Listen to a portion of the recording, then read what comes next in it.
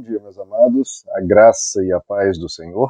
Eu sou o pastor Rômulo Pereira, da Igreja Batista, Palavra da Graça, e hoje nós vamos estudar os Atos dos Apóstolos, capítulo 14, verso 1, que nos diz: Em Icônio, Paulo e Barnabé, como de costume, foram à sinagoga judaica.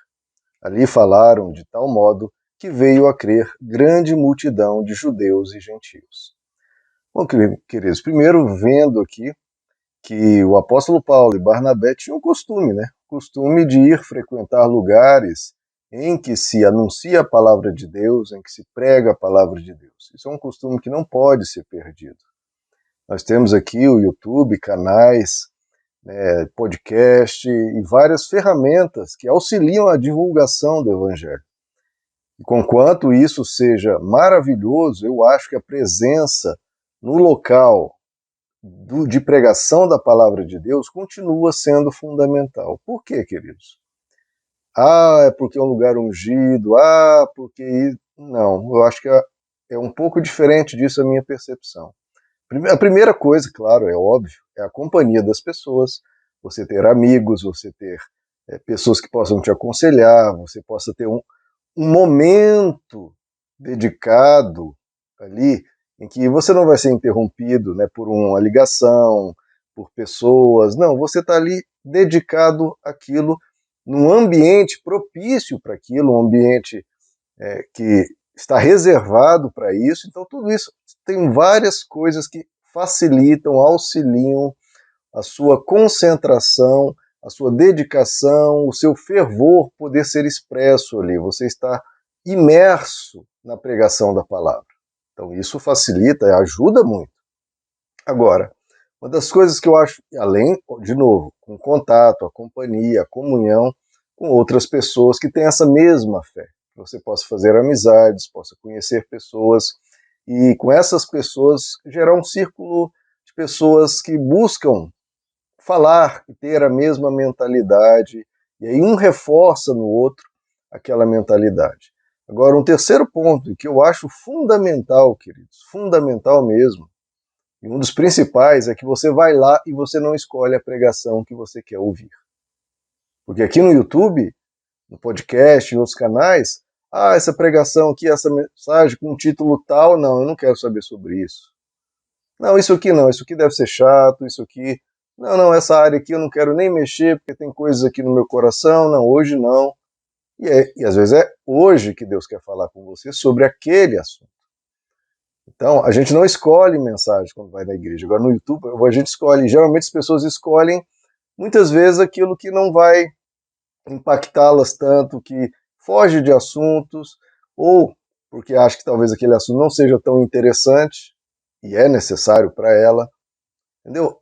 Porque é uma diferença muito grande na alma humana entre o que a gente quer e o que a gente precisa. Há uma diferença gigantesca entre o que a gente quer e o que a gente precisa. E aqui no YouTube, no podcast, muitas vezes as pessoas só vão ouvir o que querem. Olha o título dessa mensagem. Não, esse eu não quero. Quando muitas vezes ela necessita. São poucos que vão ouvir assim, não, todas as mensagens aqui do canal eu vou ouvir. Independente do título, é complicado. Muito difícil a pessoa ter essa perseverança. Agora, lá na igreja, ela vai estar lá, dificilmente ela vai sair no meio da mensagem. Né? Porque aqui no YouTube ainda tem isso, a pessoa pode até começar e depois lembra de um afazer, alguém liga, ou é interrompida e para a mensagem e depois não continua. Justamente no momento que a mensagem ia começar, né? Porque o início, os primeiros minutos de uma mensagem, é para solidificar uma base, um contexto, uma direção, para então chegar a uma conclusão para aquela questão, para aquele problema, para aquele dilema. Então essa questão da pessoa não escolher, pelo contrário, a mensagem vir escolhida e muitas vezes por Deus e muitas vezes para ela, é essencial. É essencial. Esse mecanismo eu acho essencial. Você vai e vai sem defesa, você vai sem poder fugir de uma mensagem que às vezes Deus quer te dizer, Deus quer falar aquilo com você, mas que em outras ferramentas você acabaria dando um jeito, alguém pode escapar, ou ser interrompido, Ali na igreja tem essa ambiência, esse preparo para você estar ali e receber uma mensagem que muitas vezes vai te confrontar, vai doer, mas vai ser um doer para sarar. Depois, continuando o verso, que diz que falaram de tal modo que veio a crer uma grande multidão de judeus e gentios, né, queridos? Isso é maravilhoso, essa pregação do evangelho, quando alcança corações e esses corações acabam se convertendo. Lembrando que, muitas vezes, a semente que é lançada precisa de um terreno propício para essa semente. Porque se a semente é lançada, mas não há o terreno propício, não vai se converter ninguém. Por isso que Jesus também dizia, né, não lance pérola aos porcos. A pérola tem o seu riquíssimo valor, mas se as pessoas não querem, não insista. Então, muitas vezes a gente pensa, pô, pregou o evangelho, teve uma grande multidão. É isso que sempre acontece? Não. Ao longo da história humana, muitas vezes se pregou o evangelho, não se converteu poucos ou não converteu ninguém.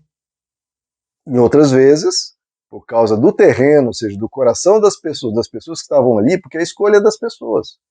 Muitas vezes se converteram muitos, outras vezes poucos, outras vezes ninguém. Outras vezes foram mortos. Em Hebreus 11, falando dos heróis da fé, diz que muitos foram aclamados, recebidos, aplaudidos, e outros foram mortos à espada, cerrados ao meio, torturados, roubados os seus bens. Por quê? Porque o problema é a mensagem? Se a semente é o evangelho, o problema é a semente? Não, o problema é o terreno.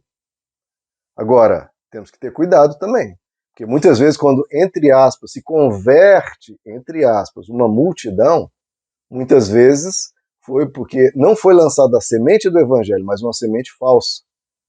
Porque, queridos, ervas daninhas, cactos, espinhos, mato, cresce também, não cresce?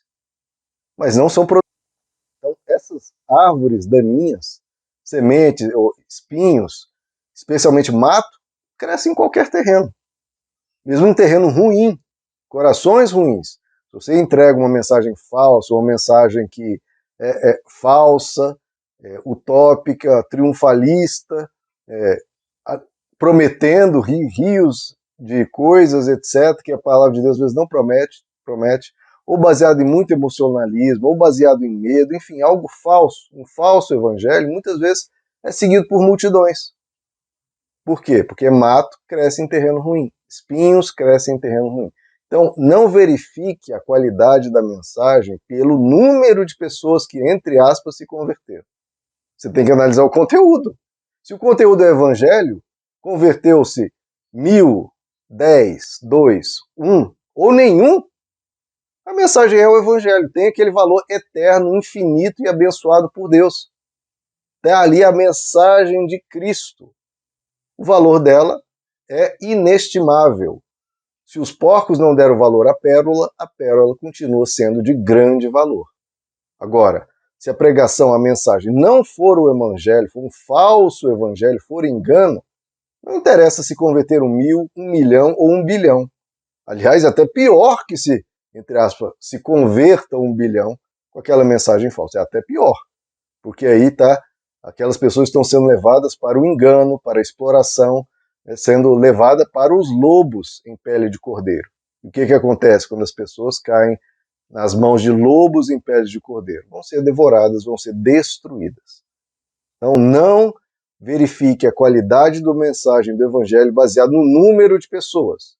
Noé pregou a mensagem de Deus ao mundo. Quantos foram salvos? 8. O Antigo Testamento todinho, basicamente, Deus trabalha com remanescentes, são poucos. Né? São poucos que não se dobravam os joelhos a Baal. Então não vá pela quantidade, vá pela mensagem. É o evangelho?